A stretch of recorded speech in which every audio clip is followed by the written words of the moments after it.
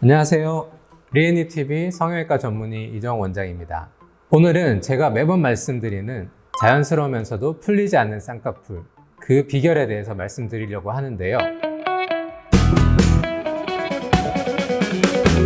쌍꺼풀 수술 중에 가장 자연스럽게 티가 안 나는 수술이 비절개 쌍꺼풀 수술, 매몰법이라고 생각하시는 분들이 많습니다. 하지만 반드시 매몰법이 자연스러운 건 아니고요. 본인한테 맞는 수술을 택한다면 절개법을 통해서도 자연스럽고 흉터를 최소화하는 수술이 가능합니다.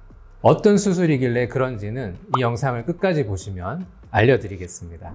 요게 생각보다 모르시는 분들이 많은데요. 쌍꺼풀은 그냥 피부에 줄 긋는다고 저절로 생기는 게 아닙니다. 피부 안쪽에 눈 뜨는 근육이 있는데요. 이렇게 눈을 뜰 때 피부를 같이 쏙 잡아당겨서 주름이 생기는 게 쌍꺼풀입니다. 그러니까 단순하게 말씀드리면 피부와 눈 뜨는 근육이 연결되는 것이 쌍꺼풀이 생겨지는 핵심 원리입니다.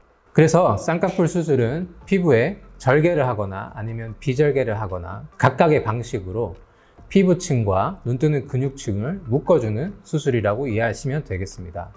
매몰법은 구멍을 통해서 실을 통과시켜서 피부층과 눈 뜨는 근육층을 연결해주고, 절개법은 피부를 절개하고 각각 층을 박리한 다음에 직접 묶어주는 방법이 되겠습니다. 동적 고정은 제가 쌍꺼풀에서 제일 중요하다고 생각하는 핵심적인 원리인데요. 그런데 병원마다 말하는 동적 고정에는 약간의 차이가 있을 수 있습니다. 제가 생각하고 제가 수술하는 동적 고정은 피부 및 조직을 제거하지 않고 피부 밑에 부드러운 근육 조직과 건판, 그리고 눈 뜨는 근육의 점막을 능동적으로 연결시켜주는 수술 방법입니다.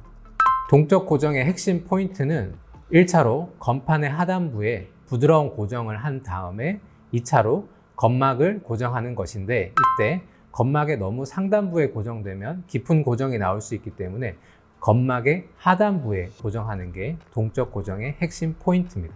정적 고정은 제 기준으로는 약간 올드한 방법입니다. 피부 밑에 혹은 피부와 함께 알륜근, 이런 기타 지방 조직들을 제거한 다음에 피부와 건판의 강한 연결, 강한 유착을 만들어주는 것이 정적 고정입니다. 이 정적 고정의 장점은 절대 풀리지 않는 거에 있습니다. 하지만 눈을 감았을 때 흉터가 푹 패이는 함몰 흉터가 보이고 부자연스럽게 볼록한 소세지 쌍꺼풀도 나타날 수가 있습니다. 반면에 동적 고정은 눈 뜨는 근육이 피부를 강하게 잡아당기지 않고 눈을 뜰 때만 부드럽게 잡아당기기 때문에 눈을 떴을 때 부드러우면서도 아주 매끄러운 쌍꺼풀이 눈을 감으면 부드럽게 펴져서 눈을 감았을 때 티가 나지 않는다는 장점이 있습니다. 동적 고정도 만능은 아닌데, 동적 고정의 단점은 간혹 본인의 피부 특성이나 조직에 맞지 않게 수술을 한 경우에는 풀릴 가능성이 있다는 것인데요. 여기서 집도의의 능력의 차이가 나타나게 됩니다. 동적 고정을 하더라도 환자의 피부 두께나 지방의 상태에 따라서 동적 고정도 조금 더 부드럽게 할 수 있고 약간 더 강하게 할 수 있기 때문에 이 차이를 적용을 한다면 피부가 두꺼운 분들은 조금 더 강하게 동적 고정을 하면 풀리지 않으면서도 부드러운 쌍꺼풀을 오래 유지하실 수가 있습니다. 제가 앞에서도 설명드렸는데요. 동적 고정이라고 하면 어떤 병원은 건판 연결을 하지 않는다, 아니면 근막 연결을 하지 않는다, 단순하게 결만 만들어주고 고정을 하지 않는다, 아주 다양한 주장이 있습니다.